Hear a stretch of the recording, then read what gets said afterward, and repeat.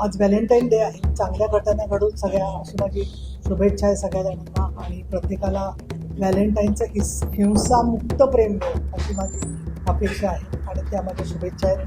कामाच्या वेळा ज्या आहेत त्या बदलल्या जाणं जेणेकरून लोकांवरती एकाच वेळेला प्रवास करण्याचा भार पडला नाही अशा प्रकारच्या उपाययोजना झाल्या तर त्याचा अधिक उपयोग. पण आता त्याने तो हटवलेला आहे, त्यामुळे आंदोलनाचा आणि तुम्ही जे माध्यमातून लक्ष वेधलं सगळ्यांनी त्याचा उपयोग झालेला दिसतोय. तर उपमहापौरांनी आधीच तो मुळात लावायला नको होता, परंतु त्यांना वाटलं असेल एखाद्या वेळेस की आपण कर्नाटकमध्ये आहोत, महाराष्ट्रात नाही आहोत, ते विसरले असतील तर त्यांनी त्याची कायम आठवण ठेवली पाहिजे.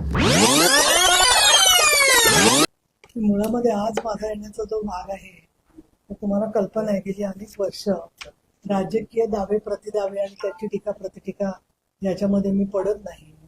आजचा महिलांविरुद्ध सायबर गुन्हे प्रतिबंध, सार्वजनिक वाहतूक व्यवस्थेतील महिला आणि बालके सुरक्षितता. आज व्हॅलेंटाईन डे आहे. चांगल्या घटना घडून सगळ्या अशी माझी शुभेच्छा आहे सगळ्या जणांना आणि प्रत्येकाला व्हॅलेंटाईनचं हिंसामुक्त प्रेम मिळो अशी माझी अपेक्षा आहे आणि त्या माझ्या शुभेच्छा आहेत. पॉक्सो आणि लैंगिक अत्याचार प्रकरणं लवकर निकाली लागावी याबद्दल मी आज पुणे नागपूर ते विशेष पोलीस महानिरीक्षक नाशिक परिक्षेत्र कार्यालय येथे संबंधित सर्वजण, मग पुणे शहरात जसे आम्ही बैठका घेतो तसं नाशिक शहर, नाशिक ग्रामीण या सगळ्या अधिकाऱ्यांच्या बरोबर बैठक ठेवलेली आहे. त्याचबरोबर गुणोत्तर चाचणीमध्ये नाशिक शहर एक कमी दर्जावर आहे असं कालच झालेल्या बैठकीमध्ये समोर झालेलं आहे.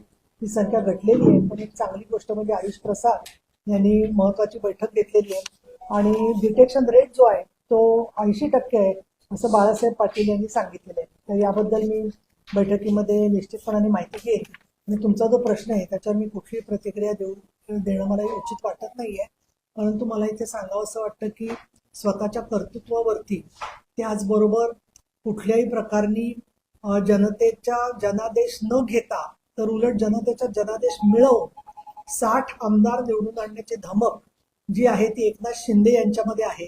त्यामुळे जे 2 किंवा 3 आमदारांना फक्त आणतात निवडून आणि ज्यांनी डोंगरच्या डोंगर फस्त केलेले आहेत अशा व्यक्तींनी माननीय शिंदे साहेबांबद्दल बोलू नये असं मला वाटतं. मुळामध्ये एक आहे की रेल्वेजमध्ये लोकलमध्ये गर्दी मोठ्या प्रमाणात होते आणि ज्या प्रमाणामध्ये लोकांना नोकऱ्यांसाठी किंवा कामांसाठी प्रवास करावा लागतो त्या प्रमाणामध्ये आरक्षण किंवा बसण्याच्या व्यवस्था जेव्हा मिळत नाहीत त्यावेळेला कुठल्या ना कुठल्या प्रकारनी असंतोषाचा स्फोट होत असतो आणि त्यामुळे प्रत्येक वेळेला त्या वादाला कुठल्या तो जातीचा किंवा धर्माचा किंवा प्रांताचा असं स्वरूप देणं योग्य नाही असं मला वाटतं.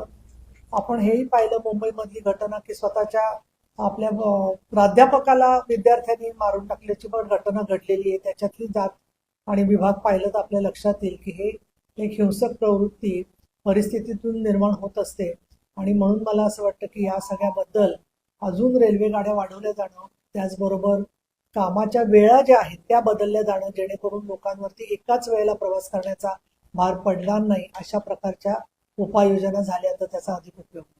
पण आता त्याने तो हटवलेला आहे, त्यामुळे आंदोलनाचा आणि तुम्ही जे माध्यमातून लक्ष वेधलं सगळ्यांनी त्याचा उपयोग झालेला दिसतोय. तर उपमहापौरांनी आधीच तो मुळात लावायला नको होता, परंतु त्यांना वाटलं असेल एखाद्या वेळेस की आपण कर्नाटकमध्ये आहोत, महाराष्ट्रात नाही आहोत, ते विसरले असतील तर त्यांनी त्याची कायम आठवण ठेवली पाहिजे. मला हे कळतच नाहीये की मी प्रवक्ता कोणाची आहे, कुठल्या पक्षात मी काम करते, त्याच्यामध्ये मी उपसभापती पदावर आहे. अशा वैधानिक गोष्टी सगळ्या मी बोलणं योग्य नाहीये. त्यामुळे त्यांच्या पक्षाचा आणि त्यांच्या आघाडीचा विषय काय करायचं त्याच्यावर मी काही प्रतिक्रिया देणार नाही. ते बरोबर आहे, तुम्ही प्रश्न विचारण्याचा तुमचा अधिकार तो मान्य करते मी. तुम्ही प्रश्न विचारलेले मला नेहमी अगदी योग्यच वाटतात, परंतु माननीय शिंदे साहेब आमच्या पक्षाचे प्रमुख मुख्य नेते आहेत, तर त्याच्यामुळे याबद्दलचा विषय जो आहे तो महाविकास आघाडीच्या जो अंतर्गत चर्चा आहे तो त्यांच्या पक्षाचा विषय आहे आणि त्याच्यावरती बोलण्याचा अधिकार मला काही नाहीये, कारण आम्ही या संदर्भात दुसरा पक्ष तिसऱ्या पक्षाच्या बद्दल कोणाला प्रतिनिधित्व द्यायचं हा त्या त्या पक्ष यांच्या पक्षाचा प्रश्न आहे. नाही, आता अजून बैठक व्हायची आहे. बैठकीनंतर मला कोण भेटले तर मी त्यांना काय सूचना दिल्या की काय त्याच्यावर मला वाटतं ते मी सांगेन. पण सकृतदर्शनी एक सांगायला हरकत नाहीये की मोठ्या प्रमाणामध्ये तंत्रज्ञानाचा उपयोग करून गुन्ह्यांचा उकल व्हावी या दृष्टिकोनातून CCTNS सिस्टीम सगळ्या महाराष्ट्रभर आणली गेलेली आहे. 100 पॉक्सोची कोर्ट करावीत यासाठी सुद्धा गेल्या अर्थसंकल्पात तरतूद केलेली होती, पण अजून ती प्रत्यक्षात आली नसली तरी सुद्धा मी स्वतः माननीय देवेंद्र फडणवीस आणि एकनाथ शिंदे आणि सुनेत्राताई पवार यांना अगदी परवाच बैठक झाली, त्याच्या सूचना दिलेली आहेत की जी मोठी शहर आहेत जिथे पॉक्सो सारखे गुन्हे जास्त समोर येत आहेत तिथेही कोर्ट असावी. परंतु दोषसिद्धीचं प्रमाण जे आहे ते जोपर्यंत 80% वर जात नाही तोपर्यंत समाधानकारक काम चाललंय असं म्हणता येणार नाही. आणि अजून इथल्या दोषसिद्धीचं प्रमाण एक्झॅक्ट किती आहे ते मी बैठकीनंतर आपल्याशी बोलतो. मुळामध्ये दोषसिद्धी होणं हे 2002 पासून मी आमदार आहे, तर 2002 पासून ते 2014 पर्यंत 12 वर्ष सामाजिक गुन्ह्यांच्या मध्ये दोषसिद्धीचं प्रमाण तर 8% आणि हुंडाबळी किंवा बलात्काराच्या प्रकरणामध्ये 4% होतं. ते 14 नंतर प्रमाण थोडं वाढून 20%, 25%वरून आता आपण 43% पोहोचलेलो आहे. हे सगळं माझ्यामुळे झालं असा माझा दावा अजिबात नाहीये. परंतु केंद्र सरकारचे प्रयत्न, राज्य सरकारचे प्रयत्न, समाजात झालेली जागृती, माध्यमांनी घेतलेली दखल आणि त्याचबरोबर न्यायसंस्थेनी जेंडर इक्वॅलिटीवरती घेतलेलं ओरिएंटेशन, या सगळ्याचा परिणाम आपल्याला हळूहळू झालेला दिसतोय. ज्या प्रमाणामध्ये महिलांना महापौर पदं मिळत आहेत, जिल्हा परिषद अध्यक्ष पदं मिळत आहेत, बाकी पदं मिळत आहेत, तर त्या पार्श्वभूमीवर त्यांनीही त्यांच्या शहराच्या अजेंडामध्ये सेफ्टी ऑडिट म्हणजे महिला सुरक्षेवरती काम करावं असं माझं त्यांना आवाहन आहे. आणि अशा पद्धतीने स्त्री शक्ती आणि जे पुरुष सुद्धा निवडून आलेले आहेत त्यांनी जर का स्थानिक पातळीवर काम केलं तर मला असं वाटतं की या प्रयत्नांना अधिक गती मिळू शकते. आपण जी आकडेवारी सांगितलेली आहे की ग्रामीण भागामधली जी आकडेवारी आहे त्यामध्ये ते प्रमाण जे आहे ते मालेगाव महापालिका क्षेत्रात 989 आहे, तर ग्रामीणमध्ये तेच 948 आहे आणि शहरात मात्र 894 आहे प्रमाण जे आहे ते. आयुष प्रसाद यांनी बैठक घेतलेली आहे. तर आयुष प्रसाद माझा जवळजवळ 10 वर्ष परिचय आहे आणि अतिशय सक्षम आणि चांगल्या प्रकारने कार्यवाही करणारे ते अधिकारी आहेत. पण शहरामध्ये डॉक्टर्सची संख्या पण जास्त आहे आणि त्याचबरोबर शहरामध्ये पैसे ज्यांच्याकडे खर्च करायला आहेत त्या चाचणीसाठी म्हणून परत परत गरोदरपण, त्याच्यानंतर गर्भपात असं करणारे सुद्धा जे ज्याला आपण म्हणू की पैसेवाले लोक पण भरपूर आहेत शहरामध्ये, त्याचा सुद्धा हा परिणाम असू शकतो असं मला. माननीय फडणवीस साहेबांनी आणि शिंदे साहेबांनी संकेत तसे दिलेले आहेत, परंतु प्रत्यक्षात त्या कर्जमाफीचं स्वरूप किंवा त्याच्यामध्ये काय निकष असतील, त्याबद्दल केंद्राची भूमिका काय असेल, ह्याच्यावरती अधिवेशनात काही चर्चा होऊ शकते. येणाऱ्या अर्थसंकल्पामध्ये काय घोषणा होत आहेत, 6 मार्चला अर्थसंकल्प आहे, त्यावेळेला आपल्याला ते स्पष्ट होईल असं मला वाटतं. परंतु शेतीमालाला भाव मिळण्याच्या संदर्भात जेवढे प्रभावी उपाय चाललेले आहेत त्याच्यामध्ये आपत्ती, नैसर्गिक आपत्तीमुळे सुद्धा खूप अडचणी आपल्याला आलेल्या दिसत आहेत, पण तरीही याबद्दल सरकार योग्य ती पावलं उचलेल अशी मला खात्री वाटते. पोलिसांचं दुर्लक्ष मला वाटत नाही.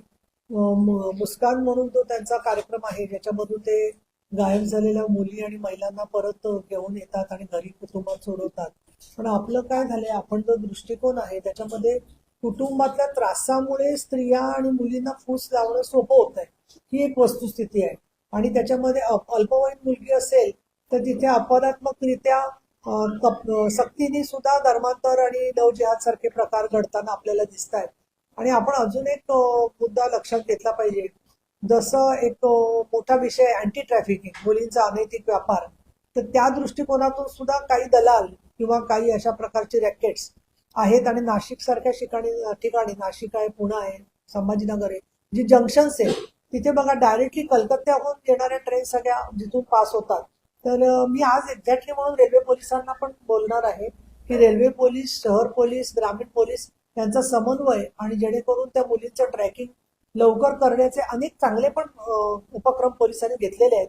पण तरी कुटुंबात जर का त्यांना त्रास वाटत असेल किंवा त्यांचं दुसरीकडे कुठे त्यांना लग्न 18 वर्षाचं झाल्यावर करायचं असेल तर ती मुलगी तिथे कुटुंबात जायला तयार नसते. मग त्याच्यासाठी त्यांना आपण सुरक्षागृहात ठेवतो आणि दुसऱ्या दिवशी त्या स्वतःच्या आयुष्याचा निर्णय घेतात. त्यामुळे मला स्वतःला वाटतं की कुटुंबात स्त्रियांना अधिक प्रेमळ आणि अधिक अधिकाराच्या बरोबर अधिक जबाबदारीची जाणीव असणारी कुटुंब संस्था आपली तयार झाली तर हे प्रमाण आपल्याला कमी झालेलं दिसेल, हे देखील महत्वाचं वाटतं. की काही मुलं आजारी होती म्हणून मग हॉस्पिटलला नेली होती आणि त्याच्यानंतर ते आई वडील येईपर्यंत त्या मुलांचा प्रतिपाळ करण्यासाठी दुसरे काही लोक घेऊन गेले. तिसरं म्हणजे काही वेळेला आश्रमशाळेमधून जी मुलं जातात तर त्यांना सुद्धा सोडत असताना ते एकटे जातात, घरी जाता येताना तिथे काही गायब होण्याचे प्रकार झालेले असू शकतात. परंतु आदिवासी विकास विभाग जो आहे त्यांनी या संदर्भामध्ये कायमची एक फिरतं पथक करावं असं मला वाटतं की जेणेकरून प्रत्येक मूल निघालं ते ट्रॅकिंग त्याचं होणं आणि गावातली जी शाळाबाह्य मुलं असतील, मुलं मुली असतील, ती त्या गावातच काय करतायत याच्यासाठी म्हणून एखादा उपक्रम गाव पातळीवरती घेतला गेला तर त्याच्यावरती नियंत्रण अगदी शक्य आहे असं मला वाटतं. एक मुद्दा मला स्वतःहून सांगायचा की मी बातमी पाहिली तुमच्याच एका चॅनेलवरती की धुळ्यामध्ये एक आश्रम शाळेवरती खाजगी दाखवलेलं आहे कोणी स्वतःचं नाव, आणि ते लोक म्हणतायत की ग्रामस्थ सगळेजण की वर्षानुवर्ष आमची मुलं जात आहेत आणि ही सुरतेला कोणाला विकलेली आहे. तर मी आज विभागीय आयुक्तांना सांगणार आहे की याची चौकशी करून तुम्ही त्याच्यामध्ये योग्य तर हे प्रकरणामध्ये कोणी खोटी कागदपत्र करून त्या जमिनीची कागदपत्र करून घेतलेली आहेत आणि ती जागा स्वतः आम्ही तिथे शेती करतोय असं दाखवलेलं आणि प्रत्यक्षात तिथे आदिवासींची आश्रमशाळा आहे असे आणि शाळा पण चालते आहे असं बातमी हा मी आता त्याच्या संदर्भात तपशीलवार जाते त्यामध्ये जे ते, पण मुळात कागदपत्र अशी कोण करू शकत नाही. ती केली असतील तर ती कायद्याला धरून नाहीये, त्यामुळे त्याच्यामध्ये ताबडतोब ते स्थगिती घेता येईल.